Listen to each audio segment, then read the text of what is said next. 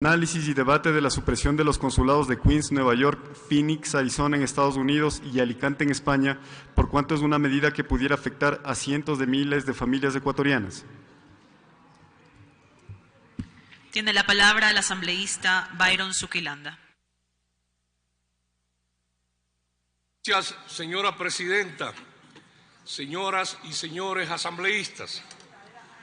La Constitución de nuestro país, en su artículo 11, numeral 8,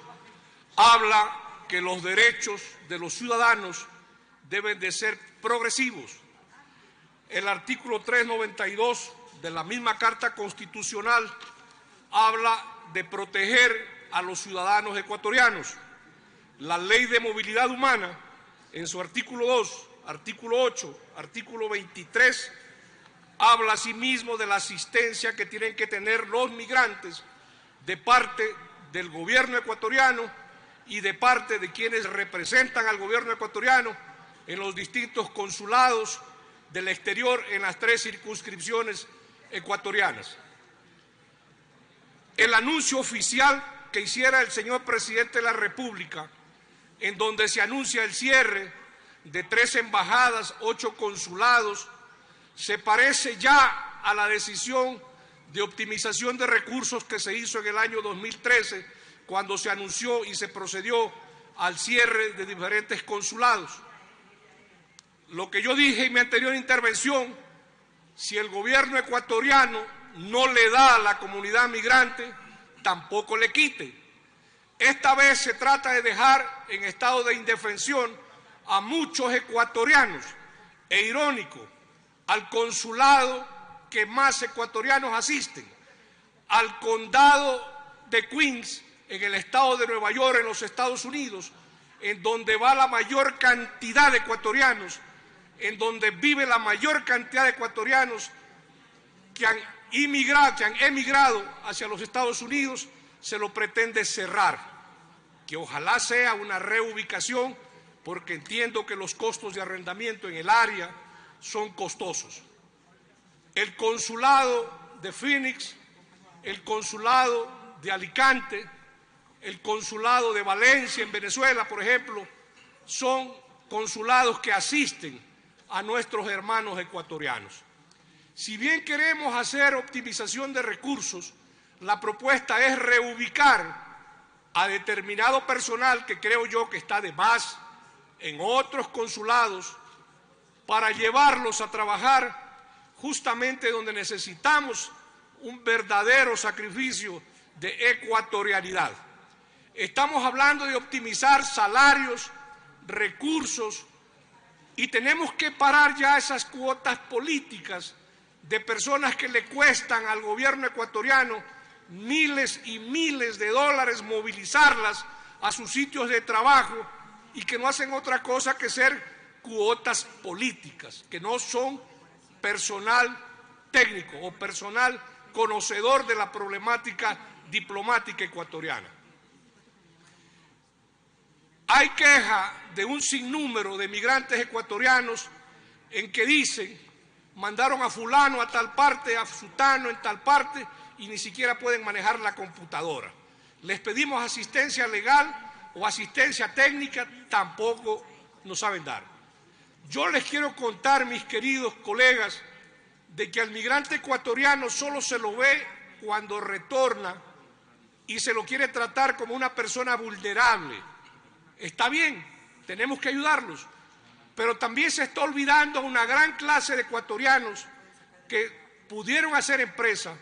en el exterior y ahora son grandes empresarios y a los cuales se les ha restringido con determinadas medidas económicas su retorno voluntario y se les ha hecho prácticamente un cierre de puerta para que vengan a invertir sus capitales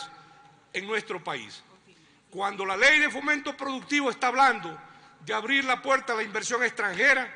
al migrante ecuatoriano se lo ha restringido. El migrante ecuatoriano ya es el momento que tenga un trato preferencial por la repercusión económica que es el migrante en nuestra economía ecuatoriana. Que no se nos mire con esa óptica politiquera de que allá solo son 10.000, 15.000, 20.000 votos válidos, pese a que somos 115.000 empadronados en el caso de Estados Unidos, Canadá, y que con ese concepto, con esa conceptuación, se nos quiere tratar. Señora Presidenta, señores asambleístas, yo creo que hubo despilfarro en ciertas partes en la comunidad internacional. Por ejemplo, la compra del local para el consulado de Newark en el estado de Nueva Jersey, que se pagó más de $1 millón, se sigue pagando arriendo en las oficinas de unos prestigiosos abogados, pero se mantiene este local desocupado, ni se lo ha vendido, ni se lo ha adecuado para poder optimizar recursos. Asimismo, existen comunidades que se han concentrado el personal para atenderlo. Por ejemplo, Nueva York tiene funcionarios en la ONU ecuatorianos, pagados por el gobierno ecuatoriano, funcionarios en la OEA, funcionarios en Manhattan, funcionarios en Queens, de donde se podría tomar personal que ya está allá y que no le va a costar movilizarlos al gobierno para que vayan a reforzar los consulados honorarios, por ejemplo, de Dallas y de Orlando en la Florida y de Dallas en Texas. Sobre todo Dallas, donde es el paso obligado del migrante ecuatoriano para llegar a buscar trabajo, que es lo que aquí no tenemos en el país. Por eso, señora Presidenta y señores asambleístas, señoras asambleístas, hemos conversado ya con mi colega asambleísta de la circunscripción Estados Unidos-Canadá y nos hemos puesto de acuerdo y hemos decidido modificar mi proyecto de resolución en lo que tiene que ver en el articulado del mismo, el cual es el siguiente, y me permiten, señores, leerles. Artículo primero: exhortar al señor Presidente de la República para que revise el plan de optimización presentado por el Ministerio de Relaciones Exteriores y Movilidad Humana, a fin de garantizar que en el proceso de su implementación se prioricen medidas encaminadas al uso eficiente de recursos y se desista de cualquier iniciativa que implique la eliminación de consulados ecuatorianos en el extranjero que afecte o limite la prestación de servicios, la tutela de derechos, la atención humanitaria y la asistencia legal a la comunidad migrante, considerando que ya la pasada administración realizó un proceso de reducción de las representaciones diplomáticas. Segundo, sugerir que las medidas de optimización de gasto público consideren la revisión técnica de los gastos innecesarios, exorbitantes, así como la movilidad excesiva de personal diplomático que incrementa los egresos públicos, y que se aplique otras alternativas de carácter técnico, logístico, que no comprometan la prestación de servicios a la comunidad ecuatoriana que vive en el exterior. Artículo 3. Recomendar la revisión de todos los nombramientos de funcionarios del servicio exterior en las circunscripciones de Estados Unidos y Canadá, Europa, Asia y Oceanía, y América Latina, el Caribe y África, así como los gastos que generan estas contrataciones, y evaluar la posibilidad de efectuar los cambios que se consideren necesarios para garantizar una administración adecuada que optimice los recursos del pueblo ecuatoriano. Y artículo 4, sugerir que en cumplimiento del precepto constitucional de progresividad de derechos se implementen mejoras en la atención a la comunidad migrante en la ciudad de Dallas, estado de Texas, y Orlando, estado de la Florida, en Estados Unidos,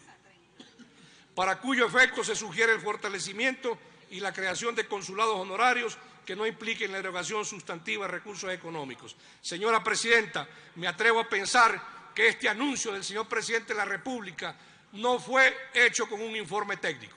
porque la persona que conozca lo que se desarrolla en estos consulados no pudo haber sugerido el cierre de estos consulados en las circunscripciones y en las ciudades que le estoy mencionando. Por eso, señores, yo los invito nuevamente a revestirnos de patriotismo como siempre, para salvaguardar los intereses del país y los derechos de los migrantes ecuatorianos en favor del buen vivir que ustedes tanto hablan para aquellas personas que viven en el exterior. Gracias, señora Presidenta encargada. Gracias, señoras y señores asambleístas.